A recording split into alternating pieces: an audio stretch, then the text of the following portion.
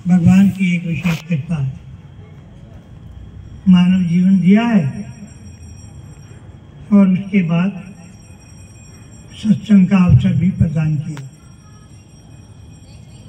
आप सभी लोग जानते ही हैं, ये जीवन बड़ा मूल्यवान है। ऐसा समझ लीजिए कि सारी दुनिया से इसकी कीमत ज़्यादा है। सारी दुनिया से ज़्यादा कीमत इस मानव जीवन की है।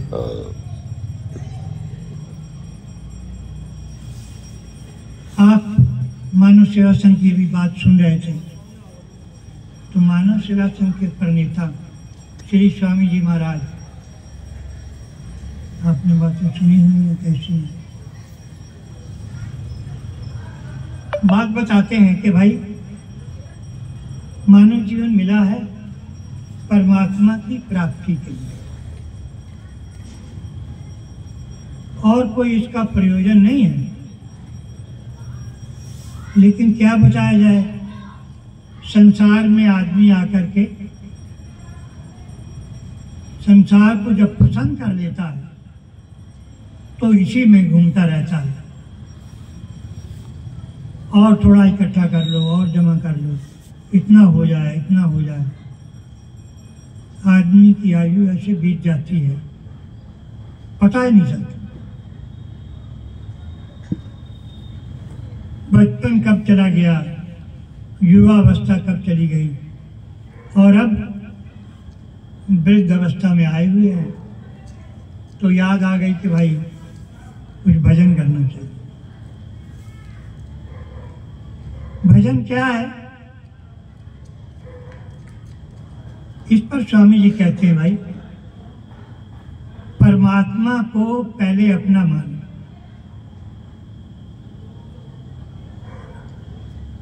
अपना कैसे मान पाओगे? मन से, कर्म से, वचन से। पहले बुराई रहित होना पड़ेगा।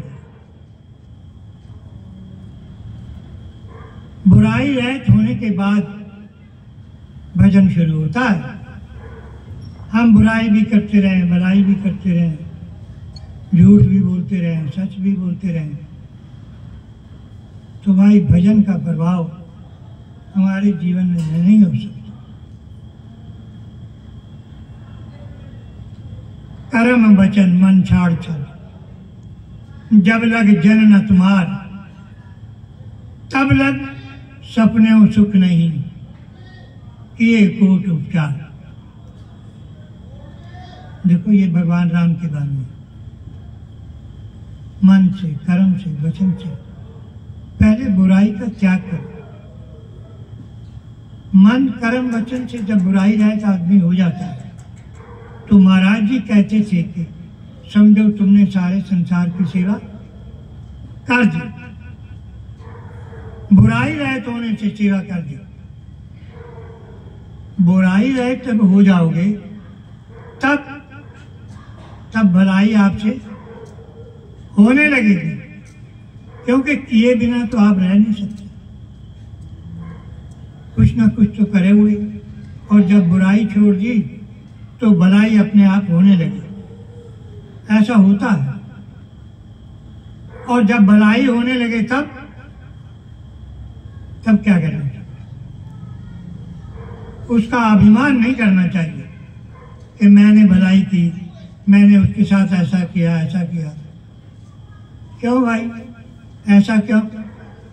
भलाई करने की जो समर्थ है, जो बल है, जो योग्यता है, वो क्या आपकी अपनी है? वो तो किसी की दी हुई है। उसके द्वारा आप भलाई कर रहे हो तो उसको धन्यवाद दो कि कोई आपकी सेवा को स्वीकार करने के लिए तैयार है। सेवा तो देखो करनी ही पड़ेगी। परिवार में भी तो लोग सेवा करते हैं कि नहीं करते? लेकिन परिवार की सेवा जो है वो जरा मोह में बांध देती है, आसक्ति में बांध देती है। परमात्मा को अपना मान करके अगर आप संसार की सेवा करोगे तो ये भगवान की पूजा ही है। लेकिन आज इस पूजा को लोग स्वीकार नहीं करते। वो यही समझते हैं कि चलो एक मूर्ति बना करके, धूप दीप दिखा करके, माला फूल चढ़ा करके पूजा हो गई, उसके बाद हम जो मर्जी है करेंगे, कोई जिम्मेवारी नहीं। चाहे सच बोले या झूठ बोले, ईमानदारी करें या बेईमानी करें, तो ये कोई पूजा तो नहीं हुई ना। इसके लिए मानव सेवा संघ के संत सावधान करते हैं, नहीं भाई, उस पूजा को भी तुम करना चाहते हो तो करो, लेकिन साथ में ये भी तो करो कि हम किसी के साथ बुराई नहीं करेंगे। जहाँ जहाँ पर हमको परमात्मा ने अपनी कृपा कर काम करने के लिए फिट कर दिया, उस जगह पर ईमानदारी से काम करें। जहां भी हमको काम करने का मौका मिला, चाहे सर्विस करते हैं, चाहे बिजनेस करते हैं, चाहे जो भी आप काम करते हैं, चाहे आप डॉक्टर हैं या आप मास्टर हैं, पढ़ाते हैं, जो भी काम आपको मिला है ठीक ठीक तरीके से कीजिए। आपका ठीक काम किया हुआ भगवान की पूजा है, और भगवान का समझ करके अगर करोगे ठीक काम, तो परमात्मा का प्रेम भी आपको मिलेगा। परमात्मा के नाते किया हुआ काम परमात्मा की पूजा है, और उसका प्रेम भी आदमी को प्राप्त होता है। ईमानदारी से सब जगह काम करो। देखो, आपके घर में काम करने वाले नौकर चाकर हैं, तो आपको कैसा चाहिए? झाड़ू पोछा बर्तन साफ करने वाला आदमी ईमानदार होना चाहिए कि बेईमान? ईमानदार। ईमानदार आदमी सबको चाहिए। जब सबको ईमानदार चाहिए तो हमको भी ईमानदार होना चाहिए। ईमानदार आदमी समाज को पसंद है, संसार को पसंद है, और परमात्मा को भी पसंद है। ठीक काम करना। ज्यादा समय मैं आपको नहीं दे पाऊंगा। एक माता जी एक बार हमको मिली थी। उनकी उम्र करीब 70 वर्ष से ज्यादा रही होगी। अकेली सफर करती हैं, होल्डार उनके पास रहता है, और हम और वो दोनों रेलवे प्लेटफार्म पर एक साइड बेंच में हम बैठे, एक साइड में वो। मेरे मन में ख्याल आया कि देखो, इतनी उम्र हो गई है और ये वृंदावन में आती हैं, वृंदावन के प्रति इनका क्या आकर्षण है, इतनी बुढ़ापे में आना। मेरे मन की बात मैंने उनको वाणी से नहीं बताई, वो अपने आप समझ गए। तो हमसे कहा कि आप बैठ जाइए, वो भी बैठ गए। उन्होंने एक बात बताई कि मैं बस्ती की रहने वाली हूँ, वहाँ मैं एक स्कूल में टीचर हूँ, वहाँ से मेरा ट्रांसफर वृंदावन कर दिया।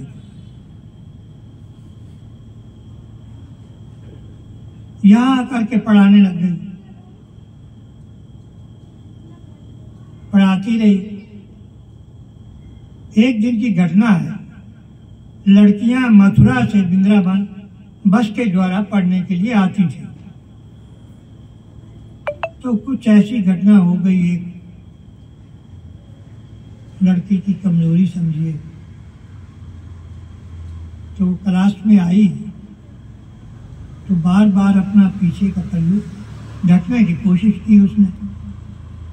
तो टीचर को कह रही थी कि हम समझ गए क्या बात है। देखा हमने तो उसके ब्लाउज का पीछे का हिस्सा किसी लड़के ने नाखून से फाड़ लिया।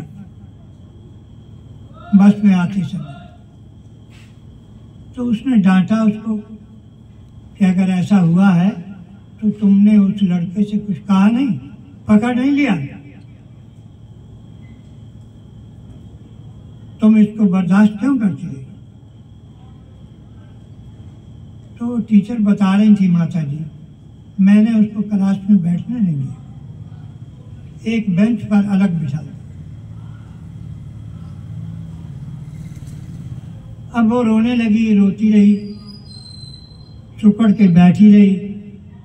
जब छुट्टी हुई तो उसको हमने भेज दिया। 3-4 दिन बीत गए, घर से कोई ऐसी सूचना नहीं आई लड़की वालों के यहाँ से कि ऐसा इसके साथ क्यों किया गया। स्कूल में छुट्टी जल्दी हो जाती थी, गर्मी के दिन थे। साथ के टीचरों से मैंने पूछा कि भाई छुट्टी जल्दी हो जाती है, यहाँ कोई टाइम पास करने का साधन है? तो उन्होंने बताया कि यहाँ कोई ऐसा मनोरंजन का साधन नहीं है जहाँ टाइम पास हो सके। एक जगह है, वहाँ पर 12 महीने रासलीला होती है। अगर आप चाहो तो वहाँ जा कर के अपना टाइम पास कर लीजिए, हो सकता है आपका मन लग जाए। बड़ी ईमानदार टीचर थी। बाद में तो उन्होंने बताया कि मैं डिस्ट्रिक्ट इंस्पेक्टर हो गई थी और जगह जगह जाना पड़ता था, तो कई जगह से भेंट पूजा मिलती थी, तो मैं किसी की स्वीकार नहीं करती थी। कोई कहता था मेरा ट्रांसफ़र करा दीजिए, कोई ये करा दीजिए, वो करा दीजिए, और कई तरह की मिठाई, फल, पैसा लेकर के आते थे। मैं उसको स्वीकार नहीं करती।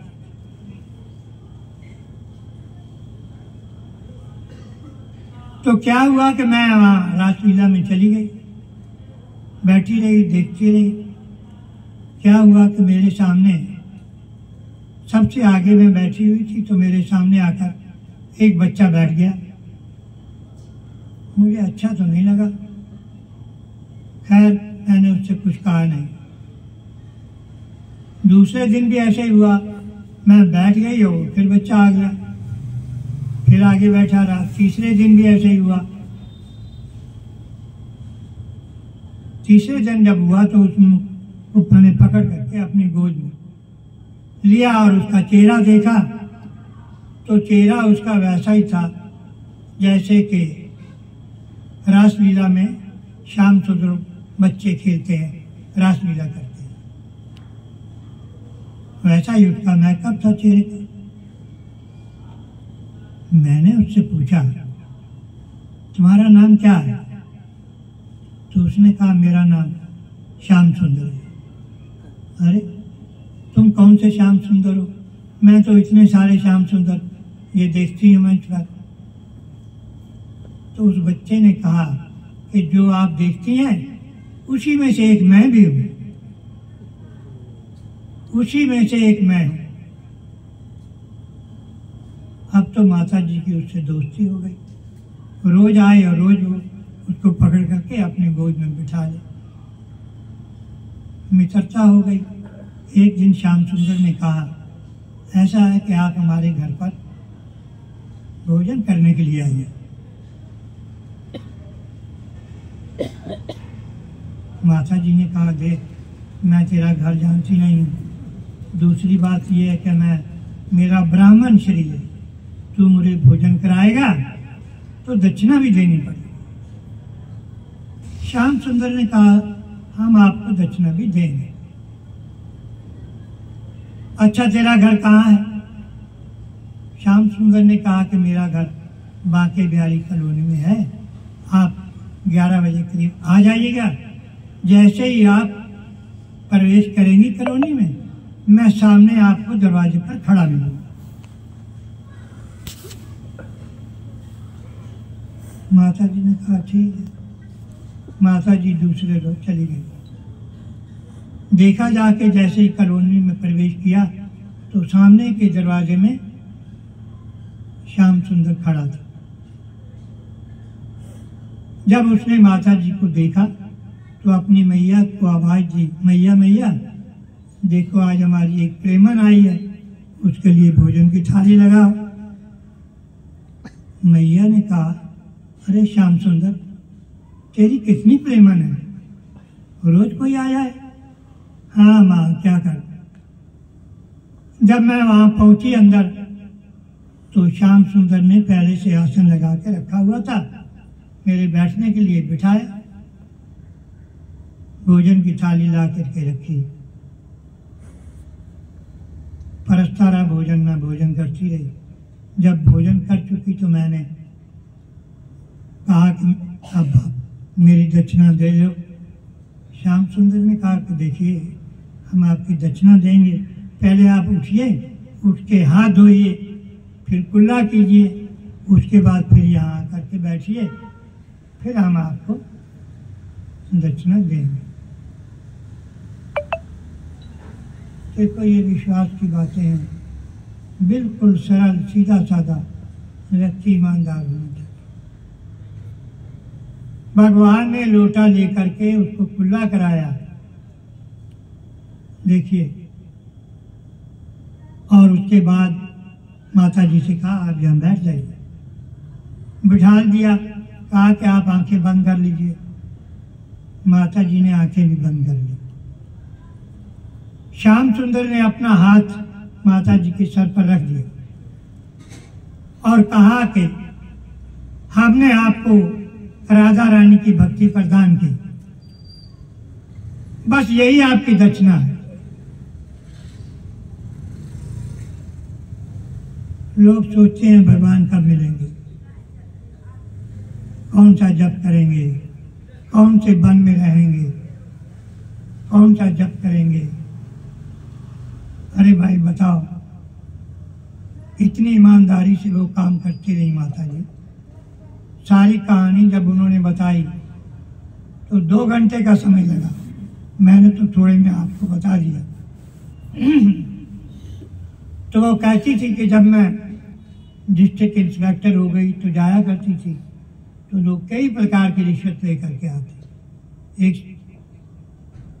जब कोई डिस्ट्रिक्ट इंस्पेक्टर वहाँ जाता है तो सरकारी एक चपरासी उसको मिलता है, तो चपरासी लेकर के आया, फल का टोकरा, मिठाई का डिब्बा रखा हुआ था, उसमें एक लिफाफे में नोट भी रखे हुए थे। तो कहने लगा कि ये देखिए, ये चीज लाई है और ये इनका काम है ऐसा, तो इनका कर दीजिए।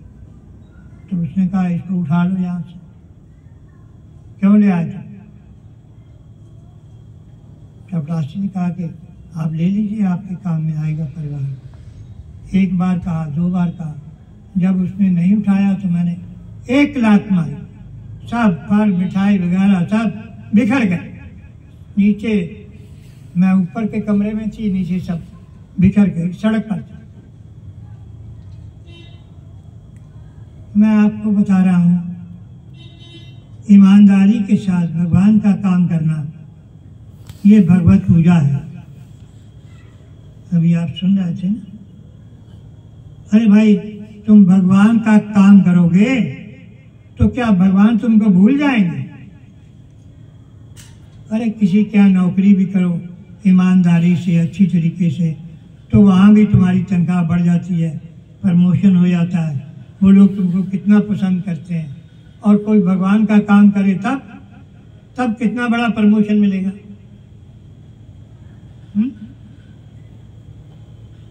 दुनिया में अगर कोई कीमती चीज है तो वो परमात्मा का प्रेम ही है, और कुछ दुनिया में मिलने वाला नहीं है। चाहे जितना कुछ कर लो, जितनी भाग दौड़ कर लो, परमात्मा के सिवा हमारा कोई नहीं। हमारा संबंध परमात्मा से है और शरीर का संबंध संसार से है। शरीर से संसार का काम करो। हम शरीर नहीं है, ना शरीर हमारा है और ना शरीर हमारे लिए है। हमारे क्या काम आएगा शरीर? शरीर से संसार की सेवा करो और प्रेम पूर्वक करो, परमात्मा का संबंध करके करो। आपको परमात्मा का प्रेम मिलेगा। आप परमात्मा को कहाँ ढूंढने जाओगे? परमात्मा तो हमारे में ही है। जैसे दूध में घी छिपा रहता है, इसी युक्ति से लोग उसको निकाल लेते हैं। मालूम तो है ना कैसे निकालते हैं? ऐसे ही परमात्मा हमें छिपा हुआ है, लेकिन भाई किसी साधन से उसको ढूंढा जाता है। जिसको भी मिला परमात्मा अपने में ही मिला। हम सब में वो विद्यमान है। इसलिए हम जो कुछ भी करते हैं परमात्मा का समझ करके करेंगे। चाहे परिवार है तो परिवार भी तो उसी का है कि हमारा है, हमने बना लिया है और अपना अपना करते हैं। और ये भी जानते हैं कि ये अपना अपना रहेगा नहीं, एक दिन इसको छोड़ के जाना ही पड़ेगा। कौन है परिवार का जो आपके साथ में जाएगा? जाएगा कोई? कोई नहीं जाता। देख लो, सब आप जानते ही। तो इसको परमात्मा का समझ करके निभाओ। सबसे अच्छी बात यही है। घर छोड़ के कोई कहाँ जाएगा? कहाँ ढूंढने जाओगे? कोई बताने वाला होगा तब ना मिलेगा। तो बताने वालों ने बताया है भाई, जहां पर हो, जिस जगह काम करते हो, उसको परमात्मा का समझ करके करो। अरे परमात्मा तो तुमको देख ही रहा है, वो तो जानता ही है, तुम ही उसको नहीं देख पाते हो। इतनी तो बात है। और उसको देखने की युक्ति यही है कि सब काम उसी का करो, उसके होकर के रहो। सुख भी आएगा जीवन में, दुख भी आएगा। सुख भी आएगा, ये मत समझ लो कि इस आदमी ने हमको दुख दिया। ऐसा समझोगे तो उस आदमी से दुश्मनी तो हो ही जाएगी, द्वेष हो जाएगा। फिर क्या करोगे? अगर किसी ने सुख दिया है तब भी ये मत समझो कि इस आदमी से सुख मिला। सुख दुख परमात्मा किए विधान से मिलता है।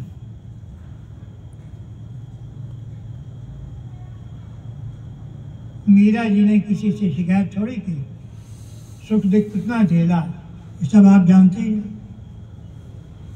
जब दुख बढ़ गया तो ससुराल वालों से किसी से नहीं कहा, शिकायत नहीं की, शिकवा नहीं किया।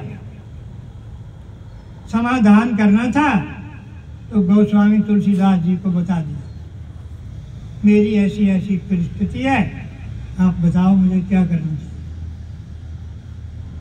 वो आप जानते ही हो गोस्वामी तुलसीदास जी ने क्या लिख के संदेशा भेजा है। जहर का प्याला पिला दिया गया। जिस सेविका ने आकर के प्याला दिया उसने बता दिया कि मीरा जी ये जहर है, चरणामत के नाम से आया है, भगवान के चरणों का चरणामत हमसे आया। उसको पीते हुए देर नहीं लगी। कौन था जिसने रक्षा की? भगवान उसमें था तभी ना रक्षा हुई। कितने प्रयत्न किए गए उसको दुख देने के लिए, किसी की कोई दाल गली नहीं, सब हार गए। इसलिए भाई परमात्मा को अपना मानो और मन कर्म वचन से बुराई रहित होकर के मानो। सबसे बड़ी सेवा यही है, पहले मन से कर्म से वचन से बुराई रहित होगा। अगर बुराई रहित हो गया व्यक्ति तो समझो उसने सारे संसार की सेवा कर दी। अरे भाई बुराई अगर छोड़ दोगे तो क्या करोगे? कुछ तो करोगे। जो कुछ करोगे तुमसे वो भला ही होगा, अच्छा ही होगा। और इसके आगे अगर बढ़ना चाहोगे तो की हुई भलाई का फल मत चाहो। और आगे बढ़ना चाहते हो तो भलाई करने का अभिमान भी मत रखो। ये दो बातें सेवा करने में बहुत जरूरी है। सेवा करने का अभिमान मत रखो। सेवा करने के बदले में कुछ चाहो मत। सेवा सामग्री परमात्मा की दी हुई है, हमारा तो कुछ है ही नहीं। हमारा अधिकार अपने शरीर पर भी नहीं है। कौन चाहता है कि बुढ़ापा आ जाए, कमर में दर्द हो, घुटने में दर्द हो? कोई चाहता है? कोई नहीं चाहता। फिर भी देख लो क्या हो रहा है। इससे पता चलता है शरीर हमारा नहीं है, हमको शरीर बता रहा है देखो मैं पहले जैसा था अब नहीं हूँ, और जैसा अब हूँ वैसा आगे नहीं रहूंगा। अभी सोच समझ लो, अभी समय है, सजग हो जाओ, सावधान हो जाओ, अपने में जागृति लाओ, इतने जग जाओ। जो समय बीत गया वो बीत गया, अभी जो समय बचा हुआ है उसको भगवान के नाम से सेवा में लगा। कोई दुख आए तो, कोई कड़वा बोले तो, कोई मीठा बोले तो कुछ कहो मत, यही समझो ये भी भगवान की कृपा ही है, उसी की कृपा से आया, नहीं आया। अगर हम किसी को बुरा भला कहेंगे तो और लड़ाई झगड़ा होगा, राग द्वेष होगा। इसलिए भाई जैसी परिस्थिति आती है उसको सहन करो, उसका सदुपयोग करो ठीक ठीक तरीके से, भगवत नाते सदुपयोग करो कि ये परिस्थिति आई है तो रहेगी नहीं। ना कभी सुख रहता है ना दुख रहता है, आता है चला जाता है, आता है चला जाता है। हमारी जिम्मेवारी तो इतनी है कि हम उस आए हुए सुख दुख का ठीक ठीक उपयोग करना आ जाए। जिसको ठीक ठीक उपयोग करना आ गया वो जीते जी जीवन मुक्त हो गया। मरने से पहले उसको मुक्ति मिल जाएगी। भगवत नाते किया है तो भगवान मिल जाएगा। आपको कहीं ढूंढने नहीं जाना पड़ेगा। जो व्यक्ति भगवान का काम करता है, भगवान का हो करके रहता है, भगवान खुद आकर के उससे मिल लेते हैं। अभी मैंने माता जी का उदाहरण दिया ना, इतनी ईमानदारी से काम करती रही, उनको भगवान ढूंढना पड़ा कि भगवान ने आके उनको ढूंढ लिया। बताइए, हम जहां पर भी हैं, जो भी काम मिला है, अरे बहू बनी है तो, सास बनी है तो, बहू को भी लक्ष्मी के समान समझो महाराज। ये मत समझो कि ये कोई और है। घर की बहू को लक्ष्मी के समान समझो। कभी झिड़कना, कटु वचन बोलना, ये तो बिल्कुल ही महापाप है महाराज। अगर घर को नरक बनाना हो तो खूब लड़ाई झगड़े करो, देख लो आप क्या हो रहा है। और स्वर्ग बनाना हो तो यही उपाय है, दोनों एक दूसरे को ठीक ठीक तरीके से समय नहीं करो। आप लोग सब टीवी देखते हो, पेपर पढ़ते हो, सब पता ही है कि क्या हो रहा है समाज में। उसको सुधारने का तरीका क्या है? हम ही तो सुधारेंगे, तो कोई और आएगा? कोई नहीं आएगा।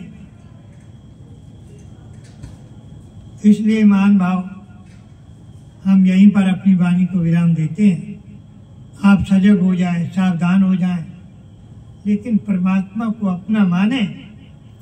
उसके सिवा दुनिया में हमारा कोई है नहीं। शरीर छूटने के बाद कहाँ जाओगे? कुछ अता पता है किसी को? है? शरीर छूटने के बाद भी तो हम वहीं जाएंगे।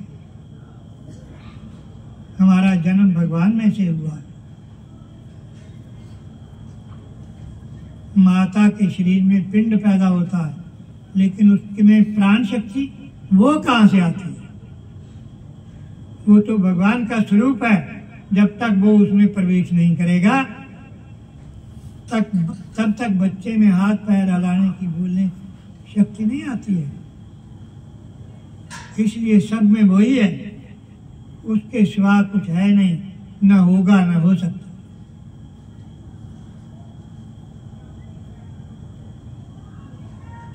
अब मैं अपनी वाणी को यहीं विराम देता हूँ। कल फिर जैसा प्रोग्राम होगा वैसा करेंगे। हरिओम।